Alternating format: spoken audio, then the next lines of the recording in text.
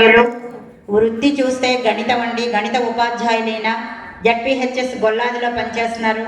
ఆయన ప్రవృత్తి చూస్తే సాహిత్య సేవ, అదొక్కటే కాదండి, కళలు, నటన, సామాజిక సేవ, సాహితీ సేవలో తరిస్తున్నారు. అనేక ప్రక్రియలలో సిద్ధహస్తులు, లఘు చిత్రాలను నిర్మించారు. రీసోర్స్ పర్సన్గా జాతీయ స్థాయిలో ఎంతో చక్కని సేవలను అందించారు. ఎన్నో పురస్కారాలు అందుకున్నటువంటి గౌరీనాయుడు గారు చిగురింపని పువ్వు అనే ఒక చక్కని కవితతో కవితా పురస్కారానికి యోగ్యులయ్యారు. ఆయన పేరులోనే చిన్నగౌరీనాయుడు, కవితలో పెదగౌరీనాయుడు అండి. చిగురించని పువ్వు నేటి సమాజంలో విలవెలలాడుతున్న నారీ లోకం కనబడుతుంది.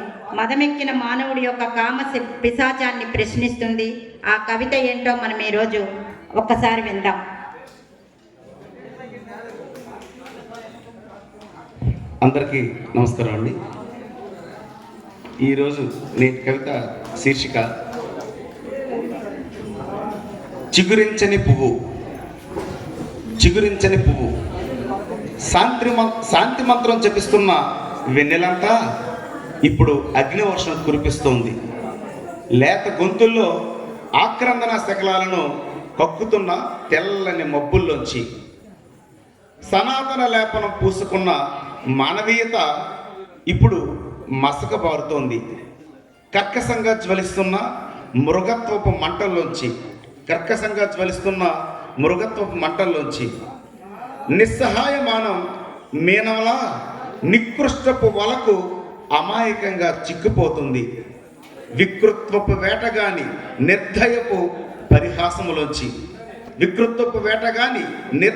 పరిహాసములోంచి చిగురుస్తున్న రెక్కలను నిర్దాక్షిణ్యంగా చిదిమిస్తున్న వేళ వికసించలేని పుష్పంలా విలవిలలాడుతోంది నారీ లోకం. నవమృగాల కామకరముల్లోంచి మదమెక్కిన దానవుడు మానవుడయ్యేదెన్నడో నెత్తికెక్కిన కామపు కళ్ళకు కరుణ కలిగేది ఎప్పుడో. ధన్యవాదాలండి. నమస్తే అండి. అగ్ని కణాలను కురిపించారు మీసాల గౌరీనాయుడు గారు. చక్కని కవితది. శాంతి మంత్రం మన వేదాల్లో ఉంది. ప్రతి ఒక్కరం కూడా శాంతి మంత్రాన్ని చదివితే స్త్రీలకి ఇబ్బంది ఉండవని మనం గ్రహించాలి. చక్కని కవిత మీసాల